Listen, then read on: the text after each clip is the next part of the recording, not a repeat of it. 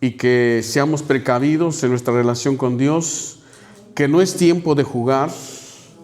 Yo te invito a que no juegues con tu vida espiritual. Te invito a que seas sólido en tu caminar con Dios, que camines como mirando al invisible. Nuestra redención está más cerca que cuando creímos. Cristo está a las puertas. Yo sé que tú puedes vivir como tú quieras, pero si queremos irnos, cuando Cristo venga por su iglesia, hay algunos requisitos.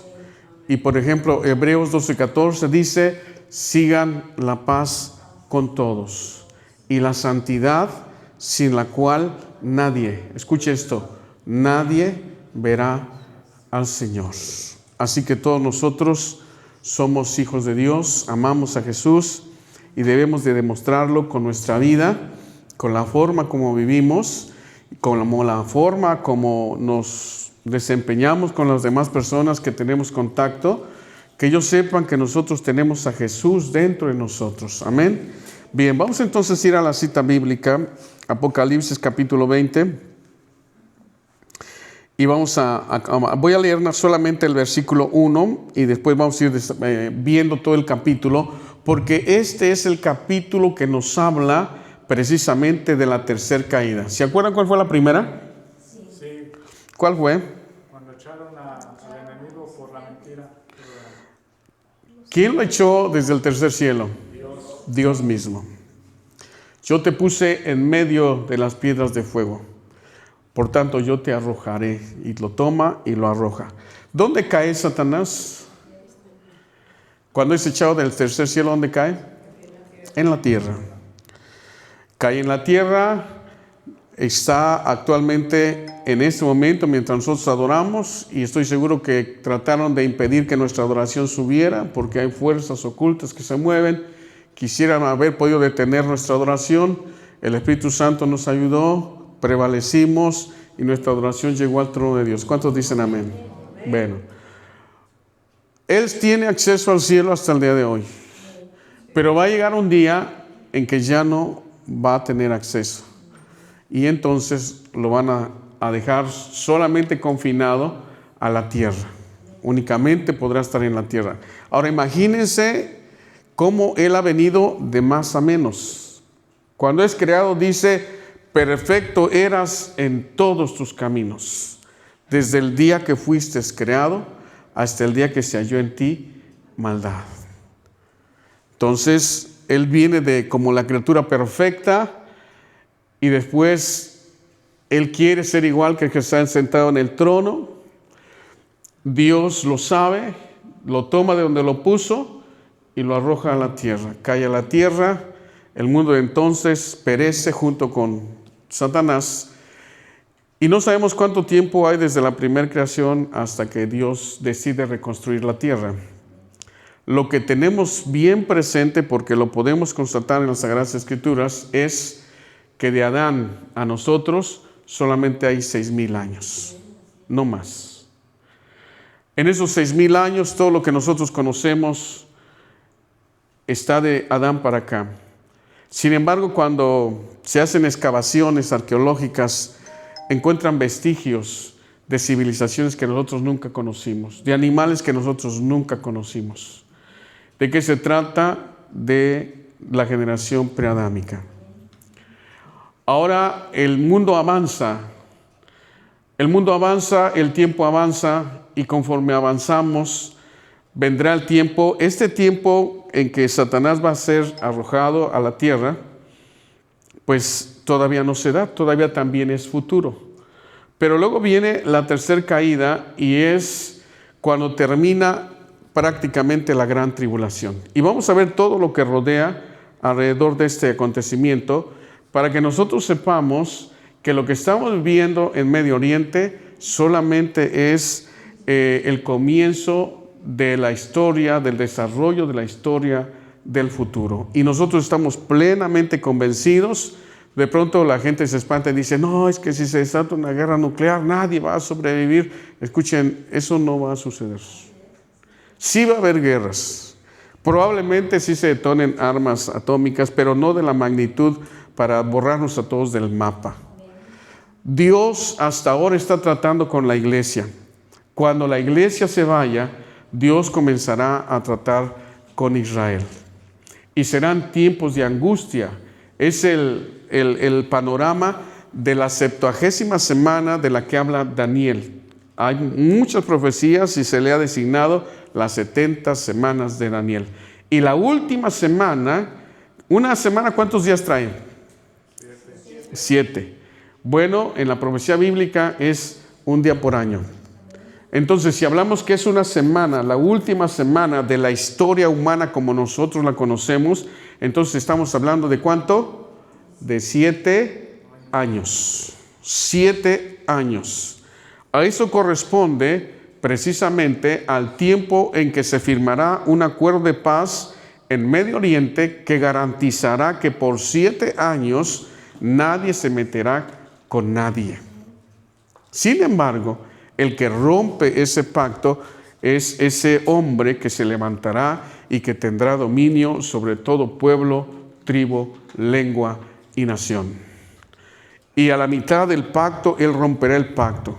Porque mientras se hace el tratado de paz, ahora es muy probable que nosotros como cristianos escuchemos y sepamos que se firmó ese tratado de paz.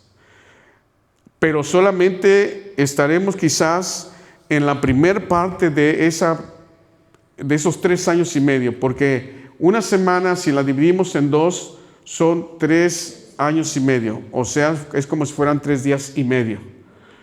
3 años y medio, dice la Biblia, que en esos 3 años y medio, lo que Satanás va a hacer a través de este hombre que es el anticristo, él va a procurar la paz. Es como cuando un político anda en campaña, promoverá la paz en todas partes del mundo. Pero a la mitad de la semana, ahora, en medio de esa paz, Israel va a poder reconstruir el tercer templo. Y cuando comience Israel a ofrecer sacrificios nuevamente, cuando comiencen a tener las ceremonias que tenían en el Antiguo Testamento, a la mitad de la semana, Satanás va al Medio Oriente, entra a la ciudad de Jerusalén, entra al templo que ya está construido, y entonces le dice al pueblo de Israel: todo esto que ustedes han logrado, este templo inclusive, es porque yo se los he dado. ¿Saben quién soy yo? Yo soy Dios. Esa es la abominación desoladora de la que habló el profeta Daniel. Se sentará como Dios y exigirá que se le adore como Dios. Israel, como no se inclina ante nadie que no sea el gran yo soy, entonces comienza una persecución terrible. Ahora, es en ese momento cuando nosotros, quizás antes de que lleguemos a la primer parte de la mitad de esa semana, la iglesia se vaya. Así que vamos a comenzar. ¿Cómo es que va a ser la tercera caída de Lucifer? ¿Sabe? Se las voy a decir, pero vamos a ver qué es lo que rodea a estos acontecimientos para que nosotros sepamos. Termina cuando Jesús viene, que los ejércitos del mundo, por medio de pactos y convenios, fueron en contra de Israel, y los gentiles penetran en la ciudad de Jerusalén. Y escuche, de toda la población actual que hay en Israel, solamente se va a salvar una tercera parte. Todos los demás van a morir por las guerras y por el acoso de este adversario. ¿Cómo va a perseverar o cómo es que va a sobrevivir Israel? Porque Dios está preparando un lugar en el desierto donde por 3 años y medio un remanente del pueblo de Israel será sustentado. Muchos dicen que hay convenios entre las naciones que son cristianas y están generando búnkers en el desierto donde esa tercera parte de judíos van a llegar a esos lugares y el anticristo no va a poder localizarlos. Esa será la única forma en que sobrevivirán la tercera parte del pueblo de Israel. ¿Cómo termina esa guerra? Cuando Jesús viene. Esta sí ya es la segunda venida de Cristo. El rapto ya ocurrió por lo menos 3 años y medio antes. Por lo menos 3 años y medio antes la iglesia se fue. Pero puede ser los 7 años o puede ser solamente 3 años y medio antes. Porque hay evidencia de que Él no se puede manifestar como tal, con toda su fuerza y con toda su brutalidad, porque hay algo que lo detiene. ¿Quién es eso que lo detiene? Nosotros. La iglesia es la que lo detiene. Él no puede actuar porque este mover, y quiero decirles que Dios va a empezar a derramar de su Espíritu Santo más fuerte para que la iglesia despierte. Ahora nosotros, por eso yo me gozo en que somos la última, y escuchen cómo estoy diciendo, somos la última generación. Nosotros somos, ya sea los que nos vayamos en el rapto de la iglesia o nos quedemos y seremos participantes de la gran tribulación. La Biblia describe que es un tiempo de angustia como nunca jamás ha sucedido en la historia humana. Angustia como nunca jamás ha sucedido en la historia humana. Tanto así que cualquiera de nosotros que llegue a estar en esas condiciones va a lamentar mucho no haber puesto realmente su confianza en el Señor y haber vivido como haya querido. Hasta ahora nadie puede obligarte a nada. Es tu libre albedrío lo que decides hacer con tu vida. Vamos a leer. Estamos hablando de la tercera caída de Lucifer. Y mire cómo comienza. Vi a un ángel que descendía del cielo con la llave del abismo y una gran cadena en su mano. Seguimos leyendo. Y prendió al dragón, la serpiente antigua que es el diablo y Satanás, y lo ató ¿por cuánto? Lo ató por 1000 años. Y lo arrojó al abismo y lo encerró y puso sus sellos sobre él para que no engañase más a las naciones hasta que fuesen cumplidos 1000 años. Y después de esto debe ser desatado por un poco de tiempo. Escuche esto. O sea, el Dios nuestro, una vez que Jesús regrese en este caso con la iglesia, nosotros ya estuvimos un periodo de tiempo en el cielo, quizás como 3 años y medio. Es lo mínimo que podemos estar, o quizás vayan a ser 7 años. Eso no lo sabemos, porque la Biblia no lo dice, solamente especulamos. Pero ya sea que estemos los 7 años en el cielo, o solamente 3 años y medio, si la iglesia se fuera cuando Satanás cambia de postura, y como ya tiene el dominio sobre todas las naciones, entonces sería a la mitad de la semana. Pero si nosotros no logramos ni siquiera ver cuando Él se manifieste y el Señor nos saca antes, entonces serían 7 años los que nosotros estaríamos en el cielo, y al término de esos 7 años, entonces venimos con Jesús y venimos con todos los ejércitos del cielo, porque en la tierra el anticristo está acabando con Israel. Los ejércitos del mundo en alianzas entran a Israel, pisotean la ciudad sagrada, que en este caso es Jerusalén, y los judíos son esparcidos a todas partes. Pero dice la Biblia que la mujer en Apocalipsis capítulo 12 huyó al desierto, donde será sustentada, fíjese cómo dice, por tiempo, tiempos y medio tiempo. Un tiempo equivale a un año, y por eso dice por tiempo, tiempos y medio tiempo, o sea, 3 años y medio. ¿Qué es lo que durará? Lo más terrible de la gran tribulación será en esos 3 años y medio. Al término de esos eventos, Jesús regresa, y cuando Israel está a punto de ser aniquilado, se abren los cielos y entonces Jesús entra en la escena mundial. Ahí sí es cuando se cumple la palabra que dice, y todo ojo le verá. Y los que le traspasaron harán lamentación por él, porque se darán cuenta que efectivamente. Ahora, yo no sé cómo usted lo interprete. Tampoco sé, la Biblia no nos dice cómo va a ser esa manifestación. A los ojos de Juan, él dice que miró que venía el Mesías. Y miró que intervenía, y en un instante le pone fin a todos los ejércitos del mundo. Y los judíos, cuando ven que son O sea, es una fuerza que viene del exterior del planeta. No es una fuerza ni es otro ejército que haya en alguna nación del mundo y que de pronto en ese momento Dios la usa para liberar a Israel. No, es directamente el Señor Jesús regresando con la iglesia y nosotros regresando con Él. En ese momento Él destruye a todos los ejércitos del mundo y en ese momento es cuando se ata a Satanás. Es en ese momento cuando se ata a Satanás. Ahora, ¿quién lo ata? ¿Qué dice la Biblia en el primer versículo? ¿Quién lo ata? ¿Qué dice la Biblia? ¿Quién es el que lo ata? Y vi a un ángel que descendía del cielo con la llave del abismo y una gran cadena en la mano. Fíjense, ¿no fue Dios? ¿Cómo se ha ido degradando tanto este ser? Al principio fue Dios el que lo tomó. Yo creo que nadie se atrevía a tocarlo por la dignidad que tenía. Entonces, como Dios lo puso, Él dijo, yo te puse, yo te quito. Y lo echó. En la segunda caída se lo encargan a Miguel, que es un ángel de jerarquía fuerte. Se lo encargan a Miguel, pelean en la atmósfera de la tierra, fuera de la tierra. Fíjense, pareciera una película, pero no es película. Es lo que la palabra del Dios Todopoderoso enseña. Y hubo una gran batalla en el cielo. Y luchaban Miguel y sus ángeles, y luchaba el dragón y sus ángeles, pero no prevalecieron. Y entonces fueron arrojados ¿a dónde? A la tierra.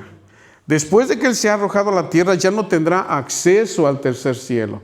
Lo confinan a la tierra. Y es entonces cuando en la persona del anticristo, todo el poder de la bestia, que es de Satanás, entra en el anticristo, porque el anticristo va a resucitar, va a tener un atentado, van a querer eliminarlo, pero él se va a recuperar supuestamente de manera milagrosa y resucita.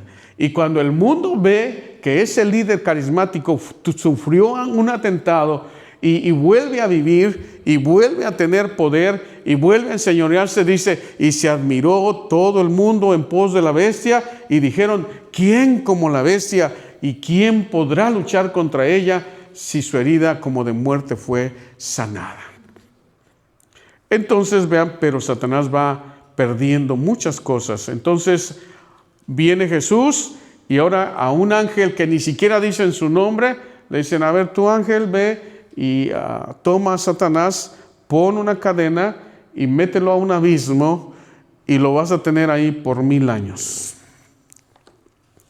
¿Qué sucede en esos 1000 años? Bueno, lo primero que tenemos que entender es que poco a poco Satanás va perdiendo todo ese poder que tenía. Dios lo va desgastando a través de los siglos y en esta guerra cósmica estamos tú y yo. En medio de esta guerra cósmica estamos tú y yo. Porque esas fuerzas que son invisibles para nosotros, pero que sabemos que sí existen, porque la Biblia señala que hay cosas que no se pueden ver, pero que sí existen. Colosenses 1:16 dice, porque en Él fueron creadas, ¿qué? Todas las cosas. Y vean lo que dice, las que hay, ¿en dónde? En los cielos. Y las que hay, ¿dónde?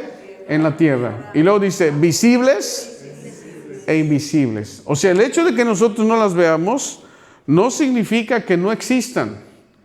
Cada tentación que tú sientes en tu vida, cada situación difícil que enfrentas, sabemos que fuerzas hostiles al reino de los cielos están actuando para que tú estés en entredicho si quieres seguir a Jesús o no. Eso es lo que ellos piensan.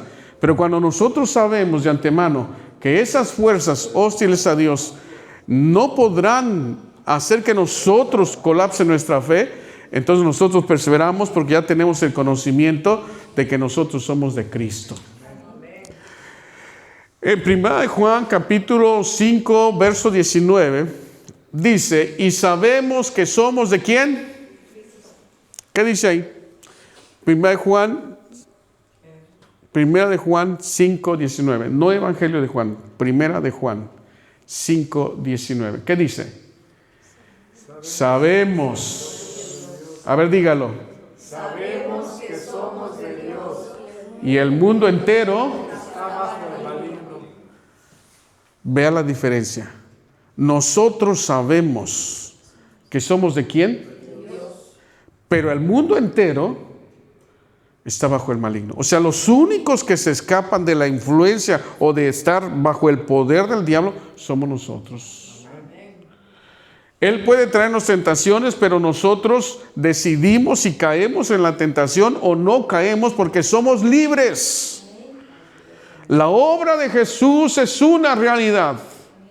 San Juan 8:32 declaró Dios, Jesús, conocerán la verdad. San Juan 8:32, conocerán la verdad.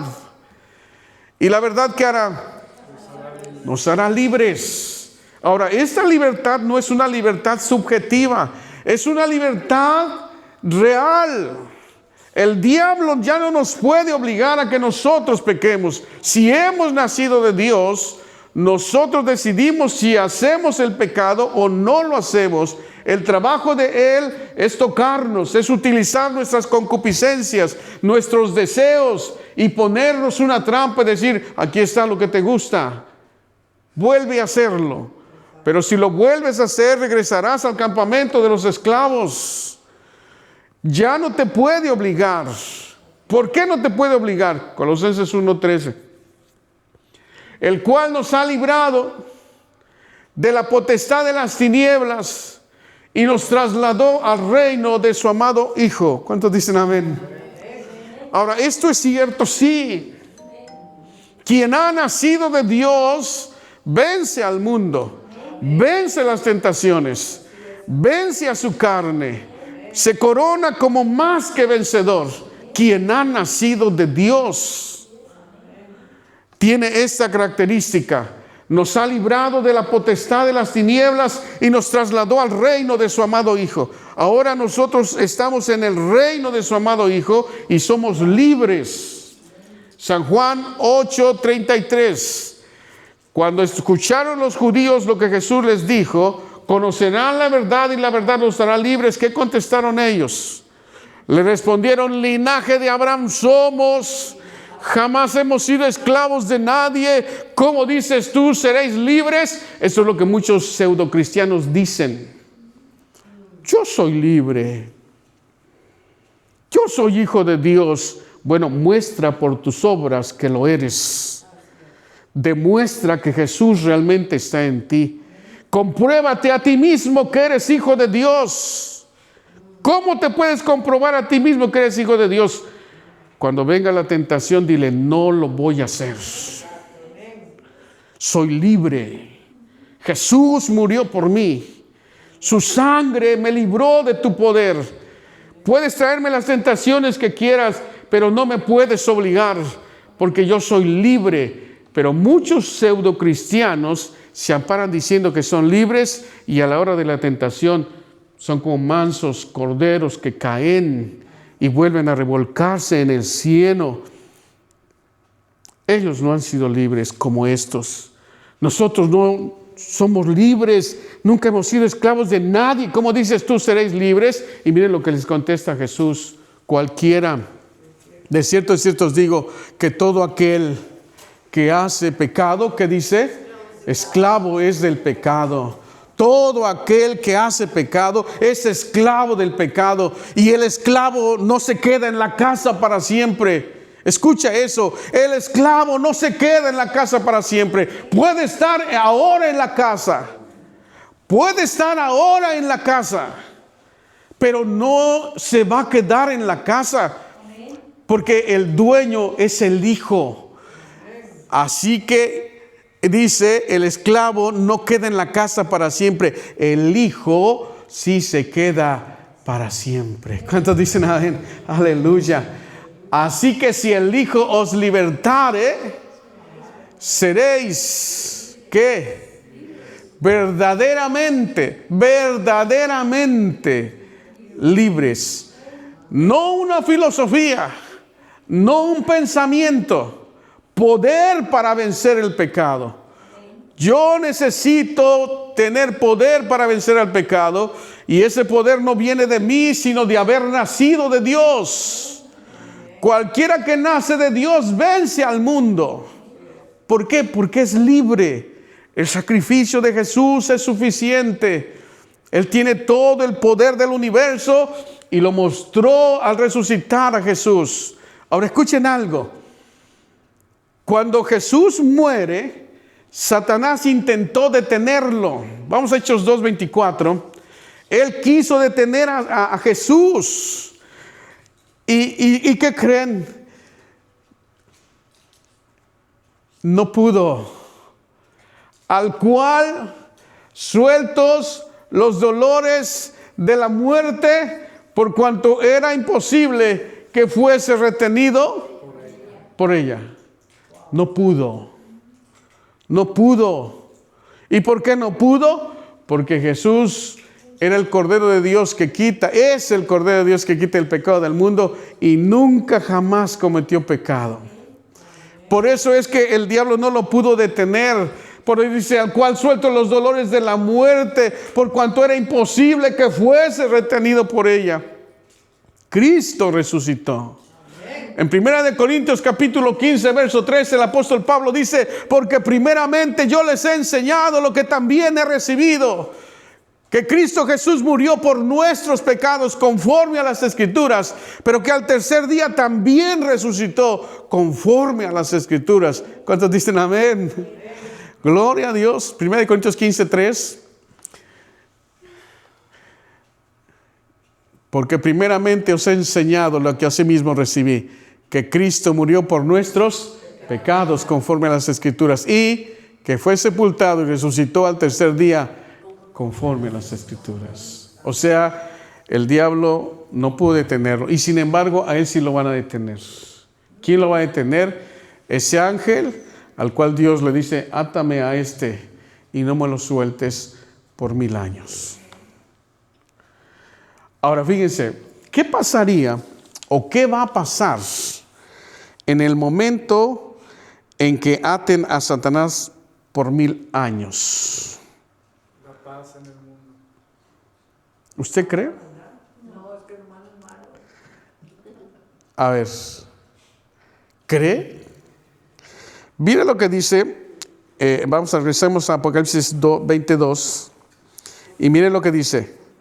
Y prendió al dragón, la serpiente antigua, que es el diablo y Satanás, y lo ató por 1000 años, y lo arrojó al abismo, y lo encerró, y puso sus sellos sobre él, para que no engañase más a las naciones, hasta que fuesen cumplidos 1000 años. Y después de esto debe ser desatado por un poco de tiempo. ¿Cuál es el arma más fuerte que tiene Satanás? La mentira. Esa es la clave. A muchos cristianos les dice, no, tú eres libre. Tú eres libre. Esas cositas que haces, así como acostarte con otra mujer, no tiene nada de malo. Todo el mundo lo hace.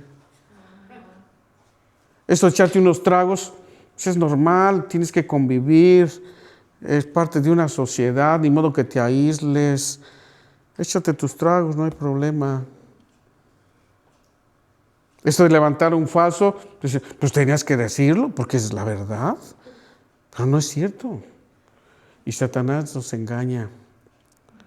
Usa de nuestras concupiscencias. Pues ¿qué tanto es un baile? Si te gusta el baile, hasta ese ejercicio te mantiene sano. Te mantienes sano, caray. Dale movimiento al cuerpo. Ya están los pseudocristianos. Venga. No lo voy a hacer. No lo voy a hacer. Y venga. Escuchen eso. ¿Y quién los engaña? El diablo. No habías de ser tan religioso. ¿Cómo que cada domingo ir al culto? Y no solamente cada domingo, cada tercer día. No, hombre, ese pastor está loco. Tú tienes tus quehaceres, tienes tus trabajos. Tienes tus trabajos. Él, porque no se dedica a otra cosa más que a eso. No es cierto. También trabajamos. Pero hemos aprendido que lo primero es lo primero. Pastor, una pregunta. ¿Y qué de las danzas de las iglesias? Eso es rumba, ¿no? Pues miren, hoy la iglesia ha hecho de la iglesia, o sea, los cristianos de hoy han hecho de la iglesia terribles cosas. Antes, si usted ve el cristianismo histórico, antes eso no se veía en las iglesias. Hoy, y digo con justa razón, yo sé que algunos se van a incomodar, pero tenemos que volvernos a la senda antigua.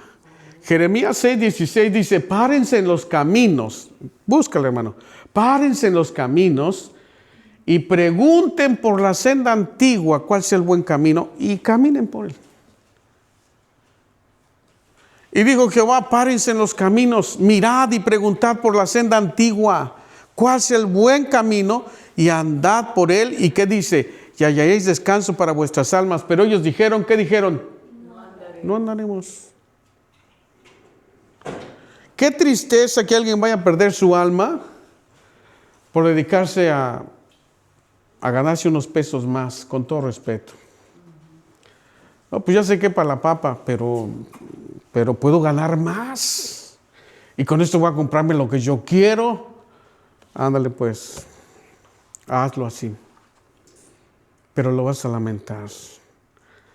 Porque si Dios ya te dio lo suficiente y tú todavía trabajas más todavía, y en ese tiempo que tenías que dárselo a Dios, no se lo diste por ir a ganarte otros pesos o dólares, cuidado. Porque Dios examina nuestros corazones y se da cuenta cuál es la prioridad de nuestra vida. Imagínense a Marta y a María. ¿Por qué creen ustedes que Marta no se sentó junto con María? Eran dos hermanas. Jesús era su amigo. Lázaro era su hermano. Todas las veces que Jesús pasaba por ahí, ellos le decían, vente Jesús, aquí con nosotros. Obviamente Jesús no iba solo, iba con 12 discípulos y quizás más. Y llegan a la casa de Marta y María empieza a escuchar que Jesús habla y pum, y se va y se sienta ahí. ¿Y Marta qué hacía? ¡Ay, la sopa, el caldo!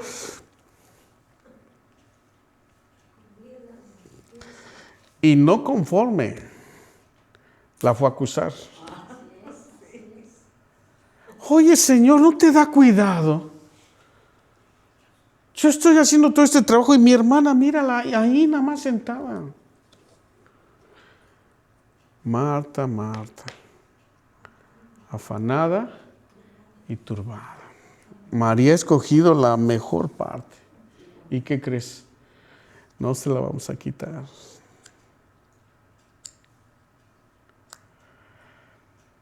Llegó el momento en que tenemos que ser lo que decimos que somos. No podemos jugar.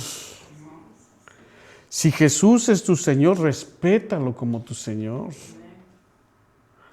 Porque no existe otra forma de ir con Él.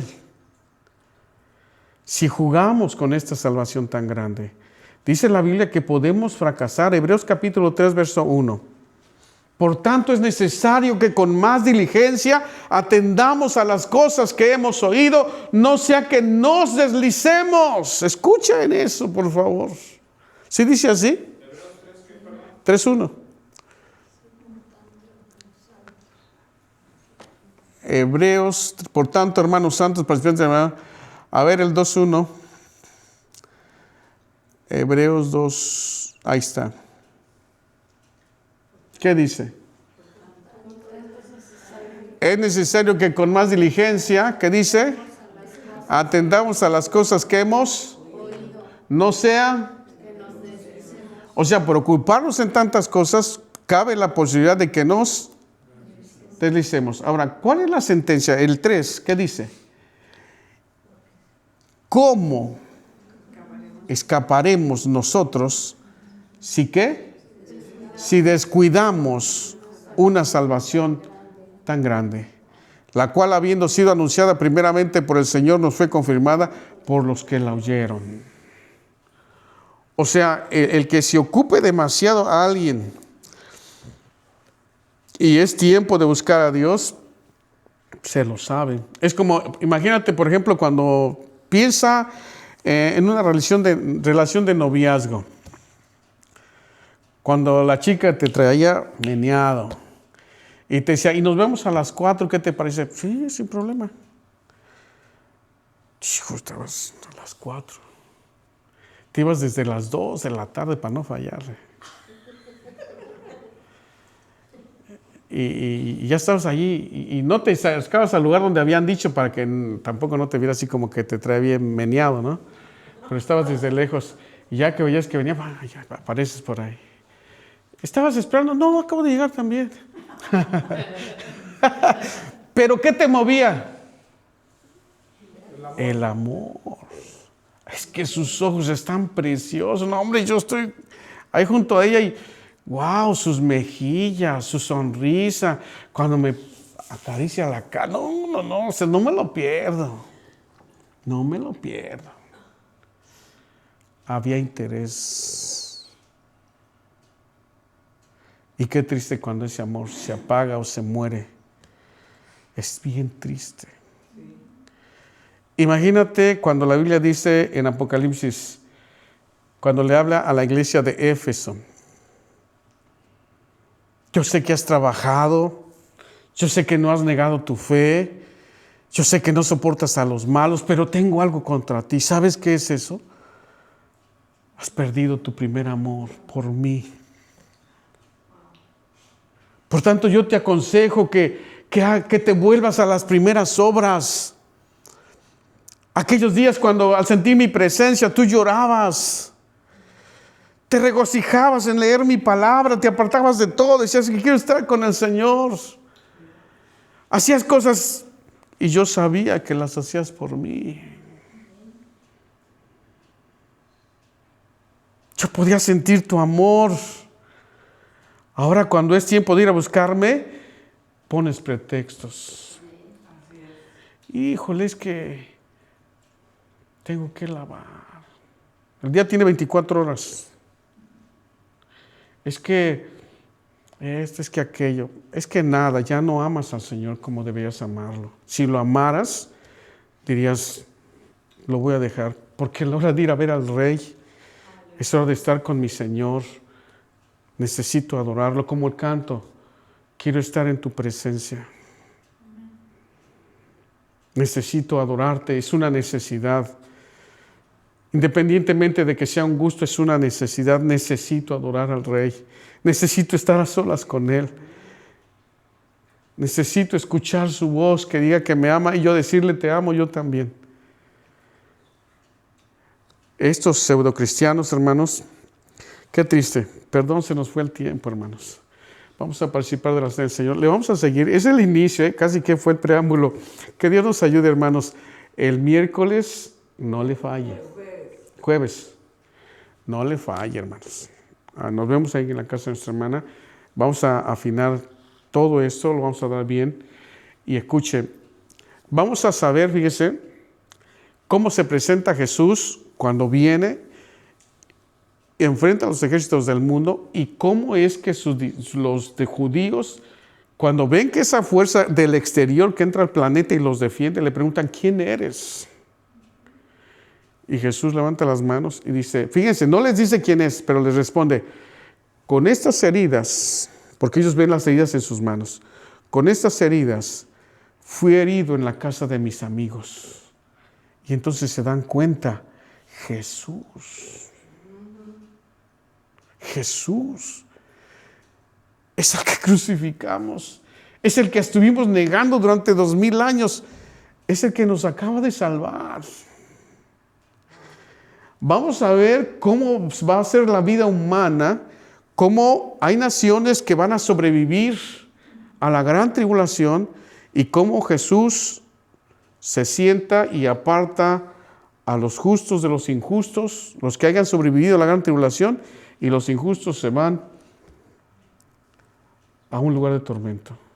Y Dios conserva a los justos, y estos justos entran al milenio. Vamos a ver cómo va a haber castas sociales en el sentido de que nosotros venimos con Él y ya no tenemos cuerpos humanos. Nosotros ahora tenemos cuerpos glorificados. Y vamos a ver cómo es que Israel se convierte en el centro mundial de toda la economía del planeta y cómo Jesús rige con vara de hierro durante 1000 años. Una paz forzada, porque van a haber naciones que no querrán rendirse al señorío de Cristo. Dice la Biblia que no habrá niño que muera de menos de 100 años. O sea, todos los que entren al milenio, con el desarrollo tecnológico bajo el señorío de Cristo, se convertirá en un mundo muy diferente. Vamos a ver cómo las fieras perderán. Ya no les ayudo, porque si no ya no va a querer ir el miércoles. Pero está muy interesante. Por favor, no le falle. Ahorita vamos a ver si es jueves o miércoles, pero no le falle, hermano. Pónganse en pie. Dios bendiga a nuestros hermanos que nos ven por YouTube. Le vamos a seguir el miércoles. No se preocupen, Dios los bendiga. Vamos a pararlo ahí. Vamos a